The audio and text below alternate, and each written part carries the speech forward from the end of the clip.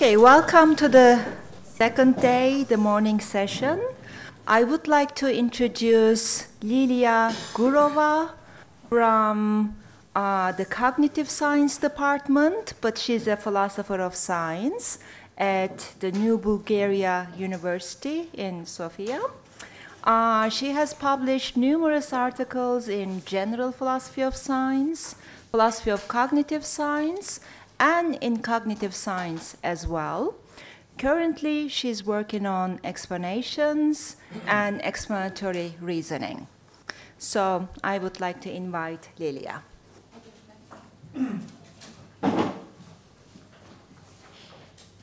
Thank you, Berna, for introducing me, and thank you everybody for coming. And my special thanks are to the organizers, especially to Orly Studies and Van Leer Institute for hosting and organizing this wonderful meeting.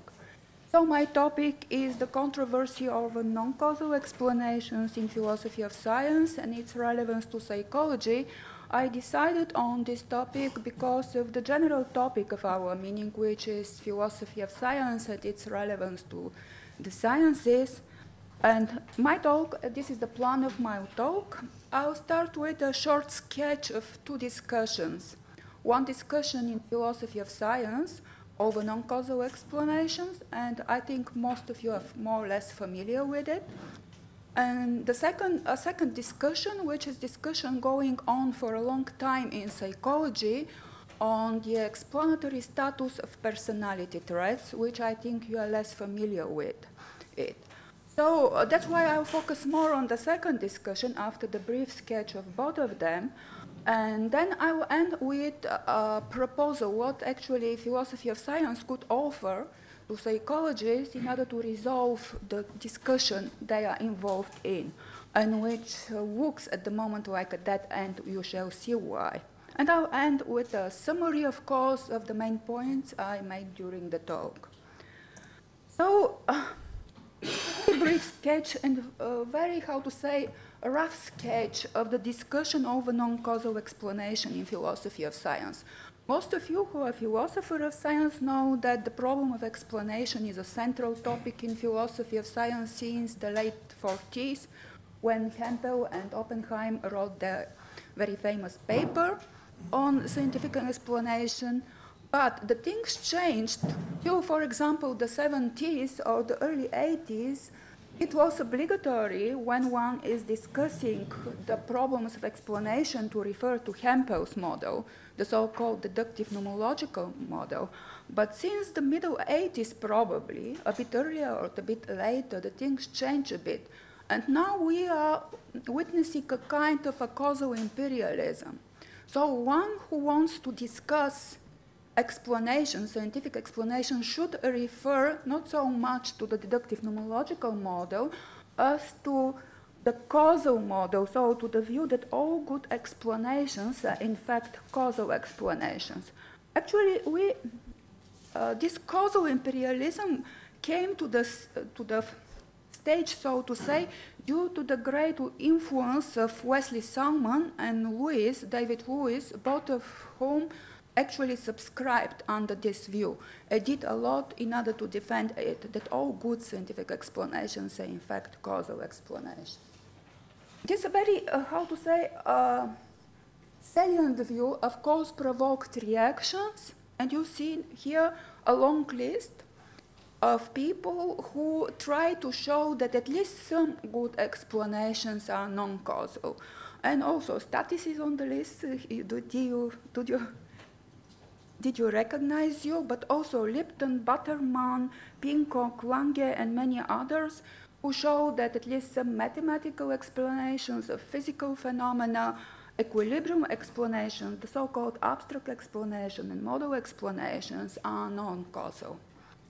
The reaction of the causal camp was in the form of attempt to show that the alleged non-causal explanations are in fact causal if we launch a more general theory of causation. And the most famous attempt to show that most explanations of empirical events or empirical phenomena are causal have been done by Michael Strivens and Bratsko quite recently. And very recently, there are some attempts to avoid this discussion or this controversy between causal and non-causal explanations, and some people just claim that, okay, let's leave open the question whether a particular explanation is a causal or a non-causal. What we should do is to look for a general theory of explanation which is applicable to both. Some young people actually are trying recently to propose a general theories of explanation. For example, Alex Reutinger is trying to do a kind of a counterfactual theory, general counterfactual theory of explanation, and Sorin Bangu is trying to build on the so-called unification model and to provide a unificatory account for both causal and non-causal explanation.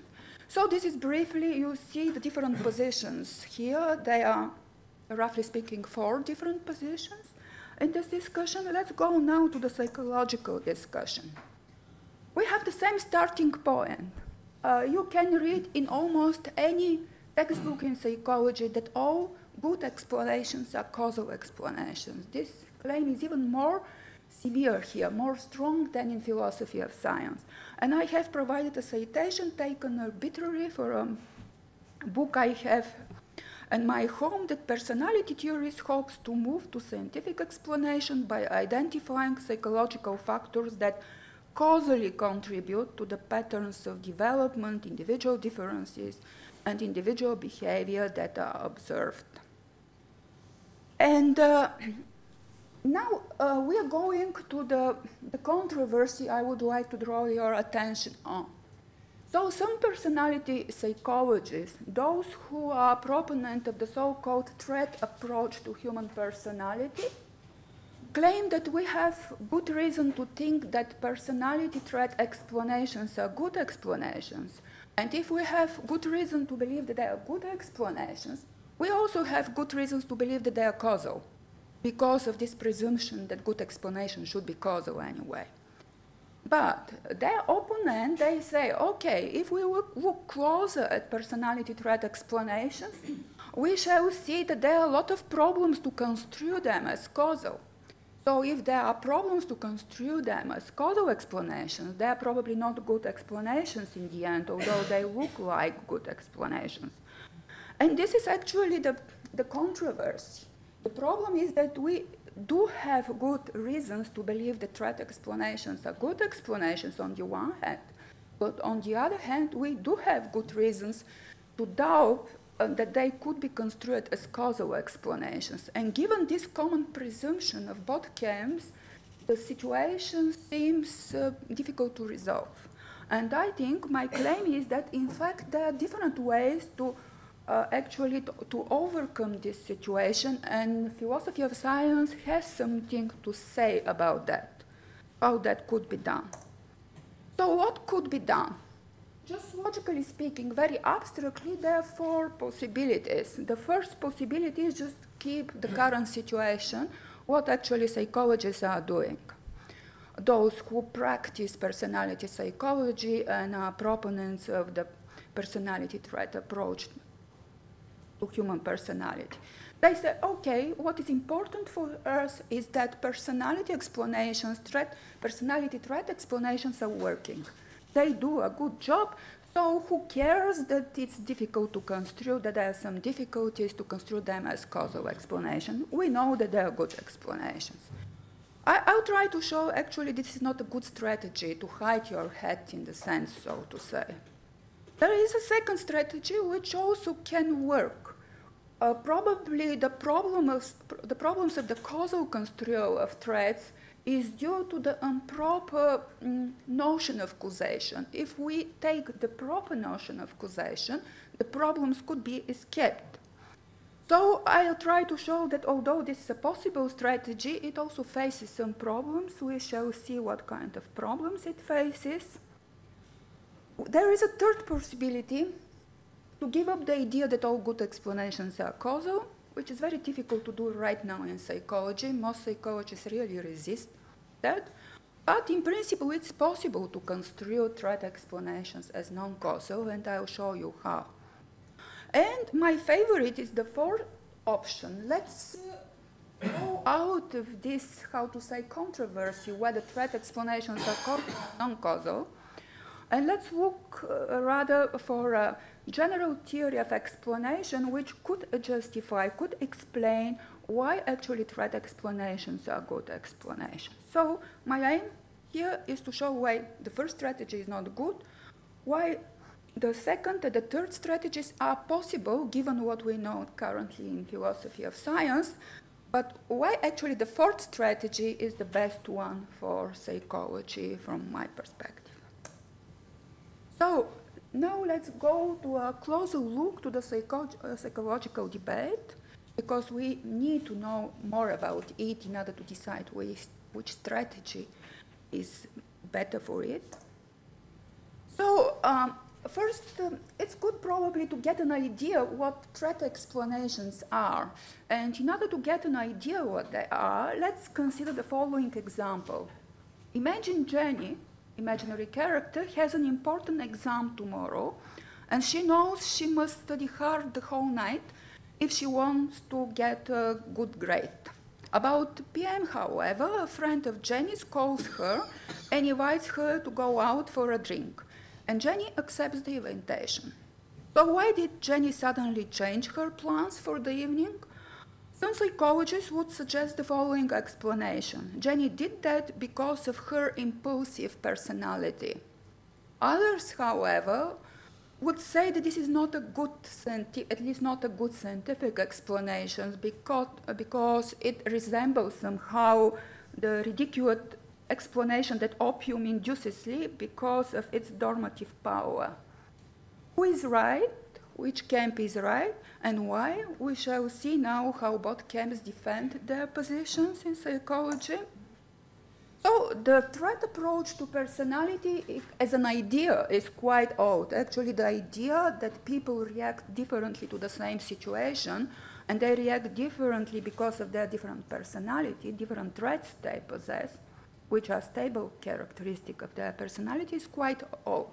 We can trace it back to Theophrastus, but in scientific psychology, it was introduced and elaborated in details by Gordon Allport, Cato, Eisen, Goldberg, and many others, who laid the foundations of what is known today as the threat approach to personality.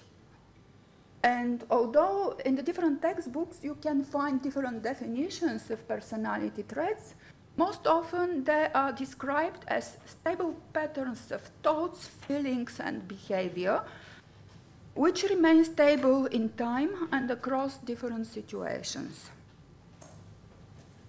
So there are different questions which are matter of discussion in personality psychology and in psychology in general, but the central question, the question which we are interested in, is do traits explain human behavior, or are they just summary descriptions of this behavior? And we have famous names on both sides. For example, the position that traits are explanatory constructs has been defended by Allport, Cato, Isaac, McRae, and Costa most recently. And the position that traits are just summary descriptions has been defended by Wiggins, Craig, Saucer, and Goldberg, and so on. And as I already mentioned, both parties agree on one thing, that if traits are explanatory, they should be causal factors. If we cannot construe or defend that they are causal factors, we have no reasons to claim that they are explanatory constructs. So both parties agree on that, and we shall see that those who defend the explanatory status of personality traits, they try to construe them as causal factors. And okay, this again I show the main positions. And the attempt to construe causal, the most influential attempt to construe traits as causal factors belongs to McRae and Costa. And these are the main points of their position. According to them, traits are hypothetical theoretical constructs which have biological counterparts. At the same time, they are kind of basic dispositions which interact with other external and internal factors and thus contribute causally to the development of these stable patterns of habits, attitudes, skills, and other characteristic adaptations. And they also are very careful and say that threats are not directly causing the stable patterns of behavior. They are kind of distal causes. The distinction between proximate and distal causes is very popular in psychology. And once we have difficulties to see the causal relation between one variable and another variable, the psychologists resolve the situation saying that this is a kind of a distal cause, not a proximate cause. So, what are the problems the opponents of this causal construal usually are pointing to? The first problem is that, in fact, we have little evidence, if any, about the existence of isomorphic biological counterparts of the behaviorally defined personality traits. And here are the persons who claim that. But, of course, the lack of evidence is not evidence for the lack of such biological counterparts. That's why the critics of explanatory personality traits, they also provide additional arguments which take the following form. That traits are rather institutional facts. It's very improbable that they have strict biological counterparts because they comply with socially important distinctions rather than with entirely natural distinctions. And also, very popular recently is a kind of statistical argument that traits are elicited by between-subject analysis which do not allow to conclude that the same factor structure exists within the individual persons. And probably the most popular criticism against explanatory traits is the so-called circularity charge. Because we don't know so far anything about the biological analog of behaviorally defined traits, we still describe... Sorry? I think I didn't understand that, but okay, I accept it. Please. Okay. Because we don't know a lot about the biological counterparts, we still define these alleged biological counterparts in observational terms. And that produces a kind of a circular explanation because we use the same terms to describe the alleged causes and their effects. And let's see how the defenders of threat explanations try to overcome the circularity charge. They say the following, which is very important. Threat explanations are not circular because they provide surplus meaning. Or in other words, they allow inferences which go beyond the observed data. And these surplus meanings makes actually threat explanations good explanations. And if we go back to Jenny's example, we can see this surplus meaning. For example, when we explain Jenny's impulsivity, Jenny's sudden decision to go out instead of studying hard for the tomorrow's exam, by her impulsivity, this allows us to rule out some alternative explanations that probably Jenny went out because she liked a lot this special friend who invited her, or probably we also are allowed to do some inferences and predict some future acts of behavior of Jenny's. For example, we can expect that she will easily drop her current job for a new one without thinking a lot about the consequences, or that she could be easily convinced to buy a thing she doesn't really need, and so on. So we see that one explanation explaining a particular behavior by a threat character allows us to draw some additional inferences which are, how to say, blind for us before this explanation. And let's go back to the different possibilities to resolve this situation. Let me summarize it again. On the one hand, we have good reasons to believe that threat explanations are good because they provide surplus meaning. On the other hand, they really a lot of difficulties to construe threats as causal factors. So what could be done? As I mentioned, there are 4 possibilities. And let me explain now. I think I have some time. Yeah. Yeah. Okay. Just I'll try to finish in 5 minutes. That the first strategy is not good. The second and the third strategies are possible in principles, but the fourth is better than that. So why the first strategy is not good? Because I'll be short on that. I can speak a lot about it, but it will only increase the existing methodological mess currently in psychology, which I think contribute a lot to the bad reputation of psychology as a soft science. And let me just provide you with a short illustration. You can find in current textbooks all these statements which are difficult to make compatible. On the one hand, you are told, students in psychology are told that all good explanations are causal. They are also told that the only way to find a cause is to do an experiment by an experimental manipulation of the alleged causal factor. But threats could not be manipulated experimentally, and at the same time we insist that they could be construed as causal factors. And also most students are taught in their first year of education that correlation does not imply causation. But in the same time, they are taught that correlation explains the variance in one of the correlated variables given the other variable. But how is that possible if we assume that all explanations should be causal explanations? So just adding, closing our eyes for these controversies is not good for psychology as a science, so psychology should take part of their time to somehow resolve the tensions between all these statements, which are kind of methodological cliché right now. So does an elaborated notion of causation will help to solve the problems? In principle, it's possible. For example, the counterfactual account of causation and the probabilistic account of causation, they can avoid the circularity charge. Because of the lack of time, so I'll skip that, and if you have questions, I can explain why.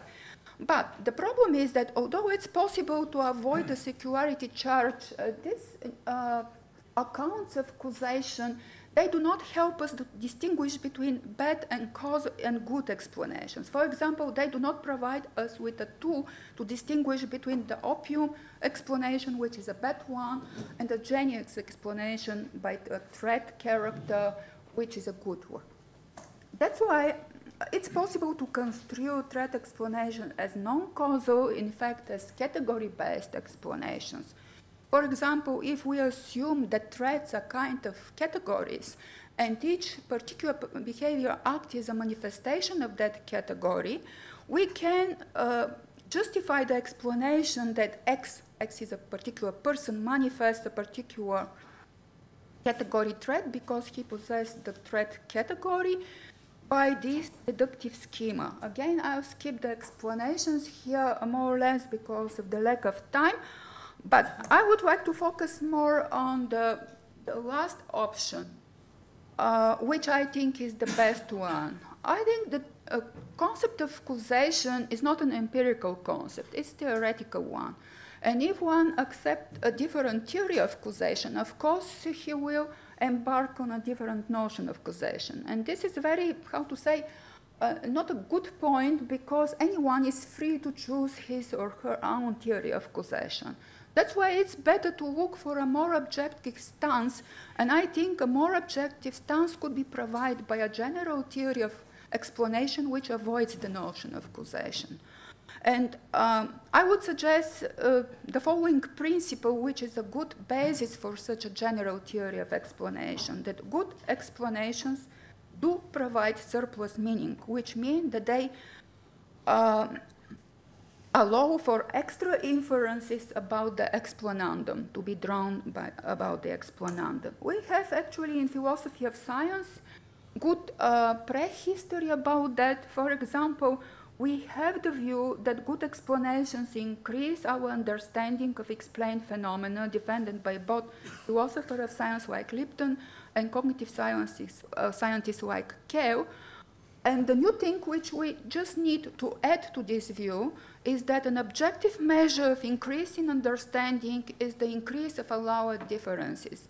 And this is also not entirely new, because any good teacher knows that if we want to check whether a child, for example, understands the notion of brittle, we should ask her to infer what would happen with a brittle vase if we drop it on a stone floor.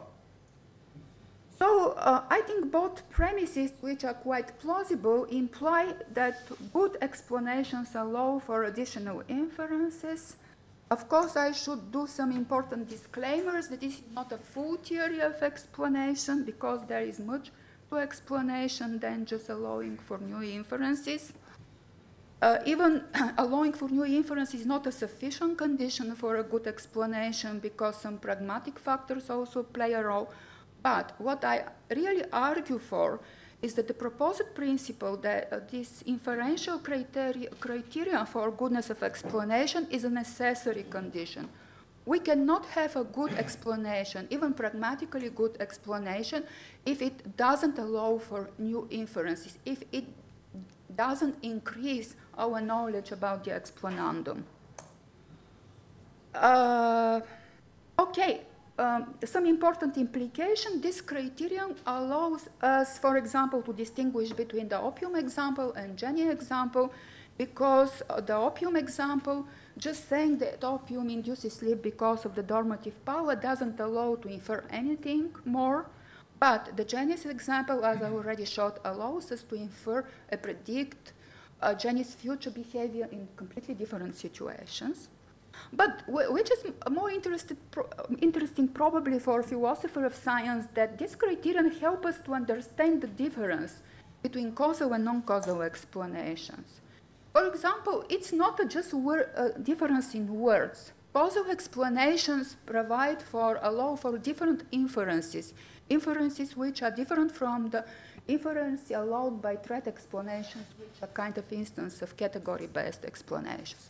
For example, on the counterfactual account of causation, if we assume that B is explained by A because B is caused by A, allows us to infer that if A is not present, B should not be present too. But if we explain B by saying that it's a kind of instantiation of A, this allows for a different inference, that if B is present, other known manifestations of A should be expected in different situations. You see, this is a kind of objective difference between causal and kind of non-causal explanations, which is important to know when we want to choose whether we explain causally a particular event or non-causally. We should ask first which kind of additional inferences will be important for us in the particular situation. And this is the summary. Personality psychologists today face the dilemma. Threats are either explanatory constructs, which stand for still unknown causal factors, or they are summary descriptions of overt behavior. What makes the dilemma difficult is that we have good reasons for both to assume that threat explanations are good explanations and to doubt their causal construal. So there are four possibilities to go out of this dilemma. The first one is the worst one, and the last one is the best one. The second and the third are also possible, and philosophy of science has something to offer to those who want to follow the second, the third, or the fourth one. But still, I think I provided some not so bad arguments in favor of the last proposal. Thank you. Yeah, awesome. And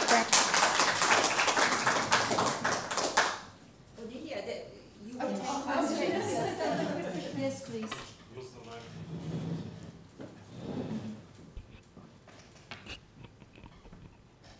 Thank you. Just one question. I'm not really sure about the idea of the the overall theory of explanation that you've sketched, because I'm not sure that, I mean, if you're not convinced from the start, suppose that you are convinced from the start that only causal explanations are good, then I don't see how one would even want to engage into a discussion about this overall theory, this new sort of more general theory that increases the number, or I don't know, the kind of inferences that you could do, because this is what the dispute is about to start with. So I'm not really sure. There seems to be some sort of circularity here that in the way that you approach, I think, the problem. I mean, of course, I'm not saying that only causal explanations are good. I'm just saying if you are already convinced to start with, if you have taken a position so that that causal explanations are the only kind of explanations that fit to explain, then, so, I mean, what you need to do, I think, in order to convince us that the new theory, the more general theory is good, is directly attack those who think that only causal explanations are good. I got your question. You are right, of course. I'm working with psychologists, as was mentioned at the beginning, and I know well how difficult it is to convince someone who believes that all causal explanations are, that only causal explanations are good explanations. But still, I think that there are reasons to try to do that. Probably it could not happen suddenly at once, but if we have cases like the case of personality trait explanations, which, if we are honest, we should admit that they are good explanations, but at the same time, it's not so easy to view them as causal explanations. Of course, we may have some tricks and do some tricks, ad hoc assumptions and so on. It's possible. But I think this is not a good practice. So I think slowly that if we demonstrate the advantages of a more general approach, instead of speaking about causation, to go back to explanation, and to say what is important for psychologists is to have good explanations and to be able to distinguish between good and bad explanations, and to provide them with a really efficient tool to distinguish between good and bad explanations. I think this proposal, which I made very briefly about the end of my presentations, I think is a kind of such a tool, yeah. It helps to distinguish between good and bad explanations, at least between some good and some bad explanations. I think it's a big advantage of it to distinguish between the opium example and the threat explanation example, because many people actually do not see the difference between explaining that opium induces sleep because of its dormitative property, and explaining Jenny's behavior by her impulsivity. Many people do not see the difference, but this criterion helps us to see the difference. Carl? I actually wanted to ask about just that point, because I'm not sure I see in what sense that you can quantify you get more inferences from the Jenny. I mean, in a very rough, intuitive sense, sure. But as a technical issue, how do you quantify the number of? Actually, this is it looks like a quantitative criterion, but it's not. It's qualitative. So what is important is whether the explanation allows for new inferences. Doesn't matter how many are they.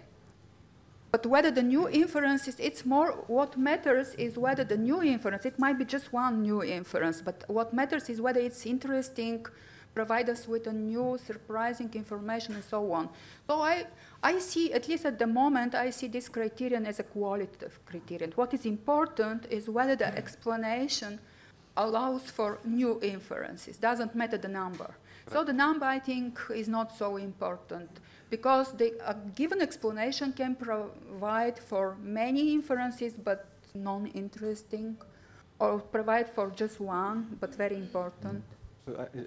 Well, I would respond on behalf of the normative virtue of opium that, at least in the way we ordinarily understand such a property assigned to a substance that you ingest, we could get lots of new inferences from example? That giving a person 1/10 of the dose that normally puts one to sleep will be unlikely to put them to sleep, but giving them double will more certainly, and many other.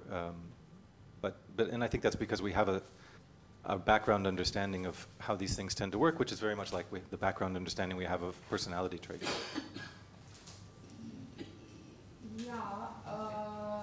Okay. But these are inferences which are actually not qualitatively different from the main statement that opium is inducing sleep because of its special character. The inferences we draw from Jenny's example are qualitatively different. We cannot, without knowing this threat, what this threat impulsivity means, we cannot draw them or even expect them. And here, in the case of opium, we can expect that changing the dose, of course, will change them. So, of course, I understand and I admit that I should elaborate more this point. Yeah. Mario? Would you respond to the claim that dispositions are inferential tickets? I mean, they're predictive instruments. Our language is full of dispositional talk. And I know that if I stimulate someone whom I think is irritable, I expect the kind of reaction. But if we want to have a deeper understanding of what it means to be irritable, I think we should go down to the neural level so that we could try to reduce the dispositional talk to a different kind of talk. For instance, some sort of neurophysiological or neurochemical elements in the brain. I think you still explain why someone did something because it's belonging to the category of being irritable, but don't we get a deeper understanding when? I'm not sure that that leads us to a deeper understanding of behavior. Going to the neural level helps us to understand threats themselves, if it's possible, of course, to explain them by going to the neural level, because there are some doubts about that probably there is a kind of multiple realizability.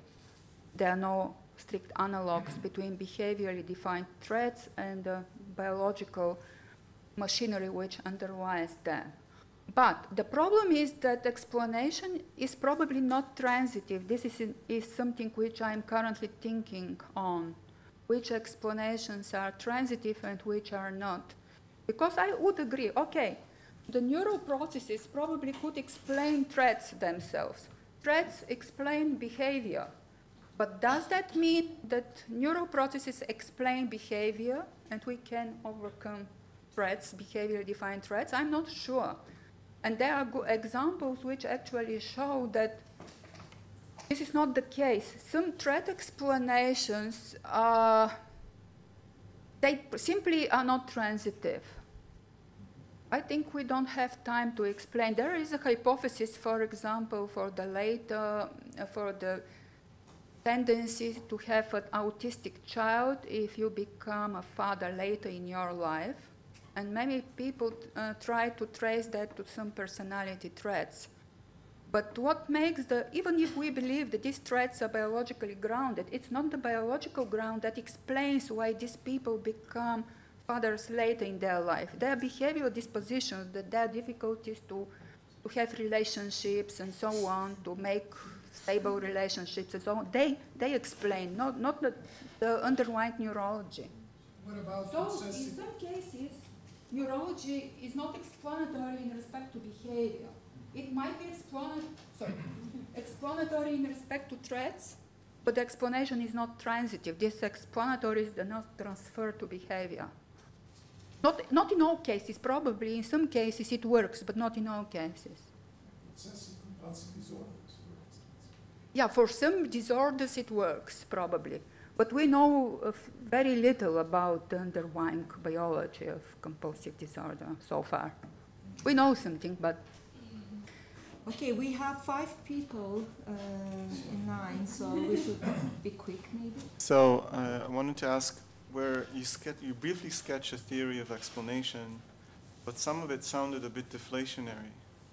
So I was wondering where you would place that theory on a spectrum between, say, a pragmatic theory of explanation like Frosten, where we're not really providing explanations. When we answer a why question, we just provide relevant descriptions. So you could view your proposal as a kind of deflationary account where I'm just somehow providing you additional inferences, so maybe it's additional descriptions that I would provide in a relevant case, but I'm not aiming to differentiate very deeply between explanations and descriptions. So where in your account is there a place for a robust notion of an explanation, or maybe that's not your aim? Well, okay, thank you. This is a good question, actually. At the moment, at this stage of my thinking about all this stuff which I presented, it's rather deflationary. So that's why I mentioned that this is a not full-fledged theory of explanation. But I think it should be an important part of a future theory of explanation, which somehow should combine pragmatic factors and this kind of epistemic or inferential factors. But I think this epistemic factor is important, so we cannot avoid it. I really think, I'm really convinced at the moment, and I do not see counterexamples. I do not see a good explanation. I haven't met good explanation which doesn't allow for new inferences. So that's why I think this is a necessary point of a future more elaborated theory of explanation, but I'm open for what else should be added to this theory. So yeah, it's rather modest, deflationary. But it's more or less a work in progress. So. Only how long can we move?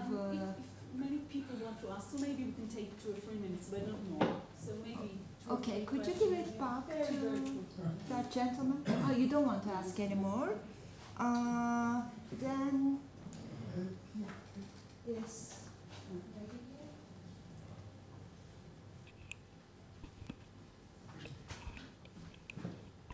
Yeah, again, about explanation, could you distinguish?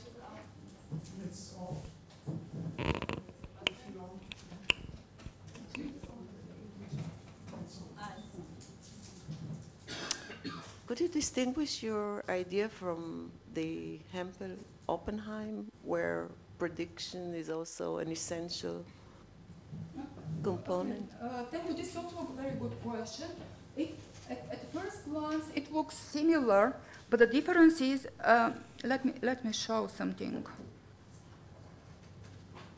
So according to Hempel and Oppenheim, explanations are arguments. For me, arguments are important, but explanation itself is not a deductive argument. It is supported, or so to say, licensed by a deductive argument, but explanation itself is not an argument. So this is the difference. And yeah, the similarity is that for both accounts, predictions are important. But the difference is that on my account, it's not necessary these additional extra inferences to be predictions. They might be something else as well. I am open for, although I cannot right now provide an example, but I'm open for other kinds of inferences, additional inferences, which are not predictions. So it's a larger view in a sense. Stavros? Thank you. So it seems that there are two issues that can be distinguished in general about explanation. The first is what is an explanation, and the second is what is a good explanation. Okay, and many people distinguish these issues. For example, Lipton talks about loveliness. There are many explanations. Some are more lovely than others. So my question is whether your theory of surplus meaning is a theory about explanation or about good explanation, or perhaps you ultimately want to say that there is no such a distinction that should be made between the two issues. Yeah. Probably you have noticed that I'm very careful not to speak about my theory of explanation, because so far what I can propose is just a criterion for distinguishing between good and bad explanations. But for me, this criterion should be a part of a good theory of explanation. So I don't have a theory of explanation so far. So what I have is a kind of criterion for distinguishing between good and bad explanations. But I have, of course, a preliminary assumption about what explanations are. It's functional description that all explanations, in order to deserve their name, they should increase our understanding. And I say that we may measure this increase in understanding by measuring and identifying the extra inferences provided by the new explanation. So, yes, thanks very much. I think we ran out of time. I'm sorry I won't be able to give you the microphone. So thank you very much.